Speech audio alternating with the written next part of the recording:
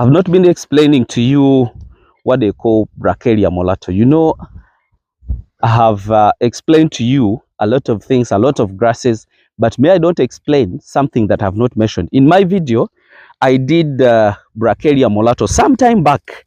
I remember I did it in Nakaseke, and I sent you that video. So right now, I'm also doing Brachiaria mulatto at this juncture. I think you can see.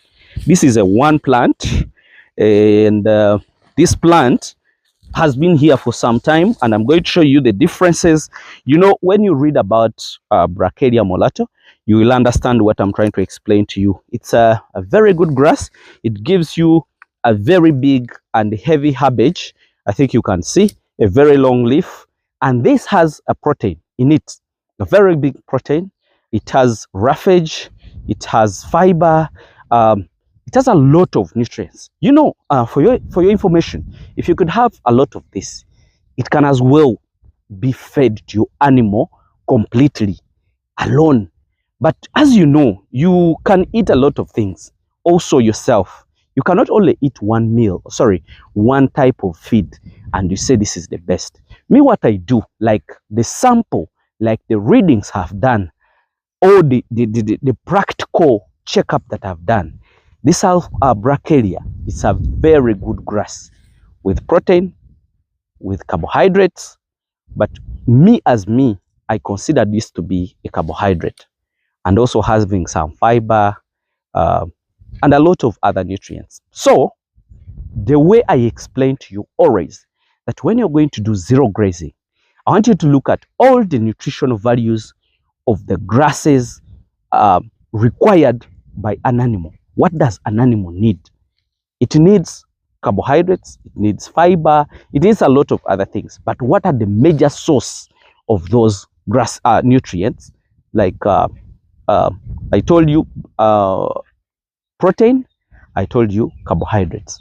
Then other vitamins comes in this artificial way as well, but also this has some vitamins. But when we are considering, we consider this to be a source of protein, we consider this to be a source of carbohydrates, roughly.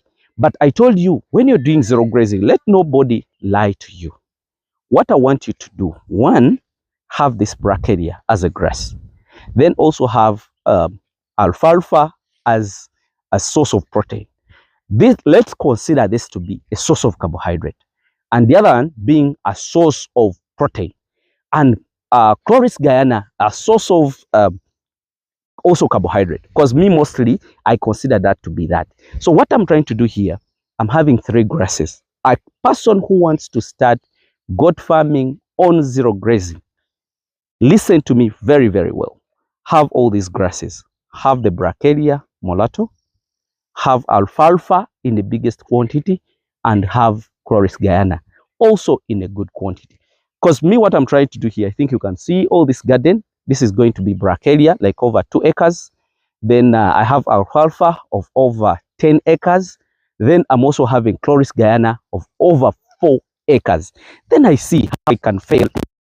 So you see this grass is a very good grass. It gives you a lot of herbage, but the regrowth, you can't compare it as compared to the alfalfa. The growth rate of this is not as good as alfalfa, but is as good as, actually it's not as good as Chloris. It is the grass that doesn't grow at a high rate, but gives you a very big herbage. The other one grows at a high rate, but it gives you less output or less production. Then Chloris guyana grows also at a high rate, but gives you high production. But when you look at the nutritional value, the ones that produces less, it gives you more nutritional value. The one that gives you more herbage or more production, it gives you less nutrients. What do we need? Let's have all of them. Have a bigger acreage for alfalfa, have a slightly big acreage for Brachiaria mulatto, and also have slightly big acreage for Chloris guyana. Let me show you this. I did not plant this. This is what I can tell you. I did not plant this. This is a natural grass. This is called desmodium. In Uganda, a lot of more grasses are growing naturally, but we don't know how to utilize it. This is called desmodium, and it is a source of protein. If you people, you can look at this. In some countries, even in Uganda, we buy this and we are giving it to our animals. It's a very good one. So when you're harvesting, when you plant your grasses like this, brachiaria, you know what it wants, and then you find this kind of grasses, all add them together. I want you to come and see the fully grown up brachiaria. I think the cameraman can give you and then show you how it extends. It goes on the ground and then it extends. Look at this. You get, it's a very good herbage. This, we are close to River Nile. This is ready to be harvested. This, the rain came and the river flooded. Do you see the height it has made? Isn't it also another meter in the height? So this is what I always tell you. So now the rain came. When the rain was too much, the water flooded, the river flooded, and it took over this. But it did not die. It stayed, though it is yellowish, to show you that there is too much either water in it. So that means this is showing you less nutrients. I want you to have the difference.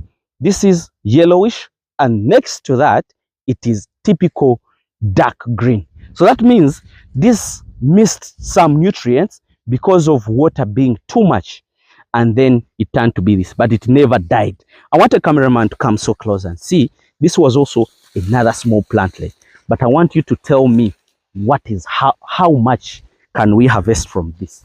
I think you can see. You get? When we are cutting, we cut at the lower end and we have that one herbage. So that means all where we have planted, I think you can see our lines, all those lines are going to extend, then cover up this middle part. So basically, that's what I wanted to show you about Brachiaria molato, and I want you guys to learn more grasses that you really need in your planting. People who are doing zero grazing, I want you to think about nutrition as one of the best things that you have to look at. You might have a very good pasture, you might have a very good breed, you might have a very good manager, but without a very good nutrition, you're not doing anything. Some people resort to do concentrate-based feeding, whereby you're not using grasses, you don't have them, you just mix concentrates, base brand, and so on, and you feed your animals. Yes, it is very good, but it will be very expensive. Then also, the taste of the meat will completely be different. That's why hamiisi, I insist and keep giving the animals the real grasses, such that they can turn out that smell of the meat and the taste of the meat. You get it? That's why I insist that we plant more grasses. Those concentrates becomes as a supplementary. You cannot say that I'm also only feeding them on the concentrate. No, you really need to have such. So my dear, let me just wish you the best. I also wanted to show you that grass, and I think you have seen it.